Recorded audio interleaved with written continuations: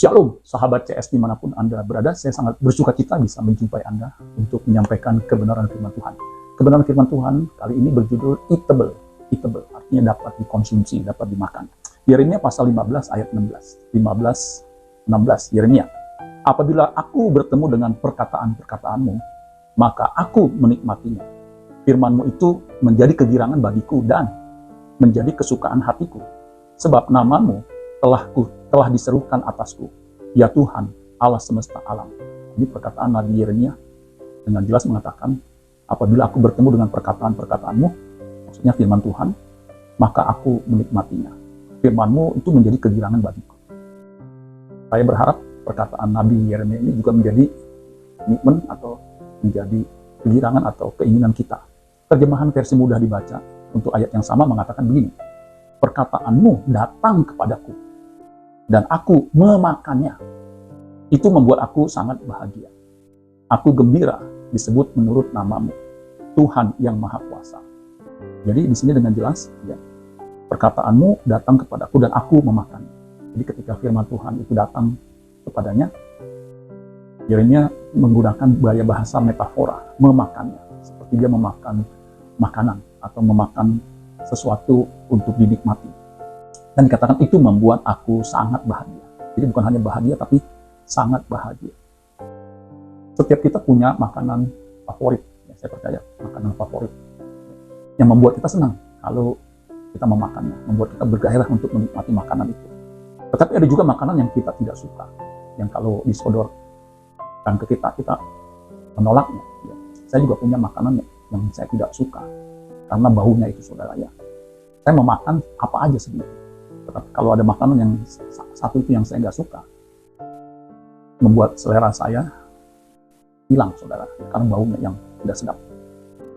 Memang menurut beberapa orang itu makanan enak, tetapi khusus bagi saya walaupun berusaha untuk memakannya tidak bisa menikmatinya. Tetapi makanan yang lain meskipun pahit, seperti pare atau daun pepaya, saya makan karena itu bagus buat tubuh saya atau buat kesehatan saya. Nah, Nabi Yeremia menggambarkan firman Tuhan itu seperti makanan yang bisa dimakan, bisa dinikmati, yang membuatnya girang, membuatnya bahagia. Nah, saya berharap firman Tuhan yang saudara dengarkan, baik setiap hari melalui saat teduh, melalui YouTube atau ibadah setiap minggu atau di tengah minggu, itu menjadi makanan rohani.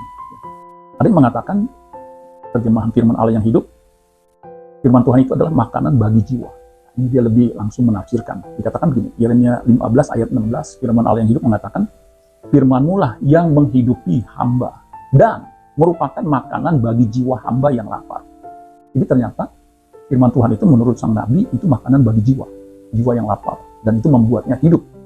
Firman-Mu menghibur hamba dan menyukakan hati hamba. Alangkah bangganya hamba disebut dengan namamu, ya Tuhan, Allah semesta alam.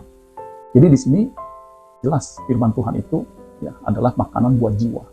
Manusia itu kan punya dua unsur, yang jasmani, tubuh lahiriah, dan yang rohani atau jiwani yang tidak kelihatan.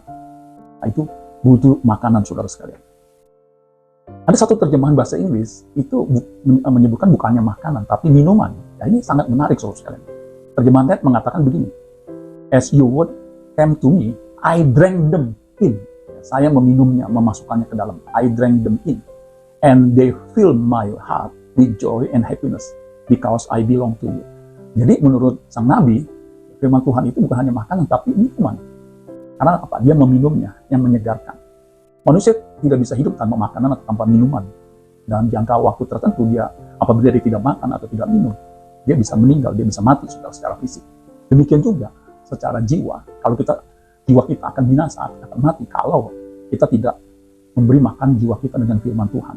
Alkitab mengatakan manusia hidup bukan hanya dari roti saja, tetapi dari setiap firman yang keluar dari mulut Allah. Nah, ini kata Yesus ketika dia dicobai. Dia mengutip Ulangan pasal 8 ayat 3. Di Matius 4 ayat 4, Yesus kutip Ulangan 8 ayat 3 itu, ada tertulis manusia hidup bukan dari roti saja, tetapi dari setiap firman yang keluar dari mulut Allah. Jadi firman itu sangat kita butuhkan. Dia merupakan makanan buat jiwa kita yang memberikan kita tenaga untuk melakukan kehendak Bapa di surga. Kalau kita tidak punya tenaga, tidak punya kekuatan untuk melakukan kehendak Bapa, kita mengatakan bukan orang yang berseru-seru Tuhan yang masuk dalam kerajaan sorga, melainkan dia yang melakukan kehendak Bapa di sorga. Nah, kalau kita tidak punya tenaga, tidak punya energi untuk melakukan kehendak Bapa, kita akan binasa. Dan Tuhan akan berkata, aku tidak pernah mengenal engkau. Jadi saudara sekalian, kita sangat membutuhkan firman Tuhan. Itulah sebab jangan sampai kita mengabaikan firman Tuhan. Ya, tidak membacanya, tidak merenungannya, atau tidak melakukannya apalagi saudara. Kalau di terjemahan lain, ya, firman Tuhan itu ya, kita memakannya, kita menikmatnya, kita memamah biak. Artinya memakan sambil merenungkan, itu seperti memamah biak, kemudian mengeluarkan lagi, kemudian mengunyah lagi. Lembu itu kan binatang memamah biak. Sedemikian rupa sehingga halus dan itu baik bagi pencernaannya bahkan bagi tubuhnya. Nah, kalau saudara lihat daging lembu yang lembut itu sangat baik atau sangat enak saudara, lezat. Nah demikian dengan firman Tuhan saudara, kita harus menikmatinya dan itu menjadi kegirangan buat kita. Jangan sampai kita tidak mengkonsumsi firman Tuhan. Firman Tuhan itu harus kita baca, kita harus dengar, kita harus lakukan setiap saat, setiap hari. Paulus dia berkata kepada anak rohaninya dalam surat pastoral 2 Timotius 4 ayat 2 dikatakan begini, beritakanlah firman, siap sedialah baik atau tidak baik waktunya, nyatakanlah apa yang salah, tegurlah dan nasihatilah dengan segala kesabaran dan pengajaran. Jadi jelas firman Tuhan itu untuk menasihati kita sehingga kita memiliki karakter seperti karakter Kristus.